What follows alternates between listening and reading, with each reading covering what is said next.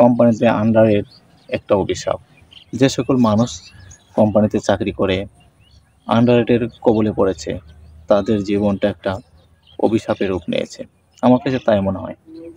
Company কি করছে, target দিয়ে দিছে, টার্গেট পূরণ করতে পারলে তোমার সামনে অমুক একটা মূলা ঝুলানো আছে, তুমি মূলাটা পাবা।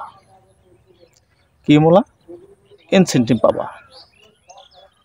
তোমার কাছে 5 লাখ টাকা তোমার টার্গেট, তুমি ইনসেন্টিভ পাবা। টার্গেট পূরণ করতে পারলে 5,000 টাকা। 3 মাস পর পর তুমি যদি 3 মাস টানা একভাবে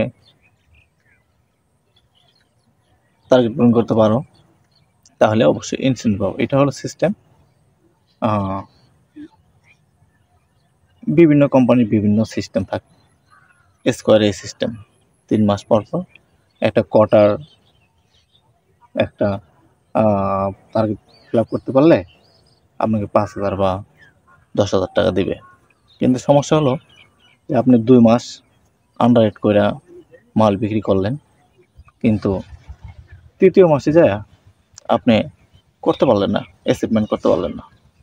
তাহলে কি হবে?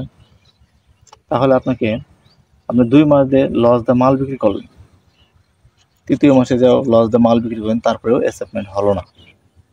আপনি দেখবেন কোম্পানি পুরো ইনসেন্টিভ দেবে না। আর আমাদেরও অনেক অভ্যাস হয়ে গেছে যে বেশি সামনে তো মূলা কোম্পানি ঝুলাই রাখছে, ইনসেন্টিভ যদি ধরা যায়, এই আশায় কোম্পানি যদি 15% দেয় বা 17% দেয়, আমরা যারা দোকানদার আছে, গ্রাহক রয়েছে, তাদেরকে আমরা বলি ভাই 20% মাল দিব, আপনি এই 50,000 বা 1 লাখ টাকার মাল নেন। দোকানদার দেখলো যে আল্লাহ 15% মাল 20% পাইতেছি, নেওয়াই যায়।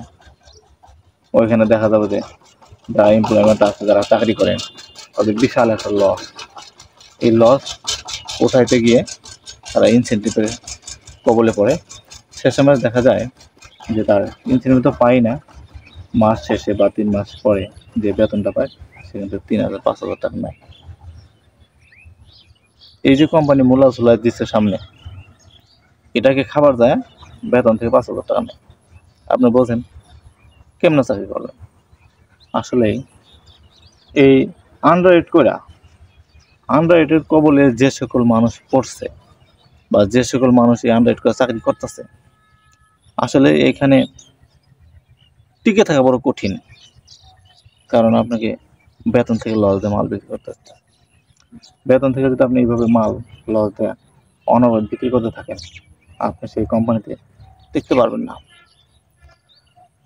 এই হলো পরিস্থিতি।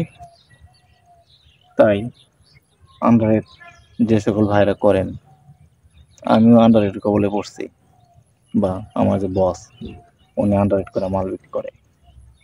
আসলে আন্ডাররেট কঠিন একটা বিষয়। আন্ডাররেট করে আসলে চাকরি বেশি দিন কন্টিনিউ করা যায় না। ওই যে কোম্পানি মূলা ঝুলায় রাখছে, 3,000 টাকা লস দেয় বেশি, যদি 5,000 টাকা পাই তাহলে 2,000 টাকা আসলো। এই মূলা ঝুলানোর কারণে জীবনটা কোম্পানির তামা। আশা করি সবাই বুঝতে পারছেন আমি কি বলতে চাচ্ছি।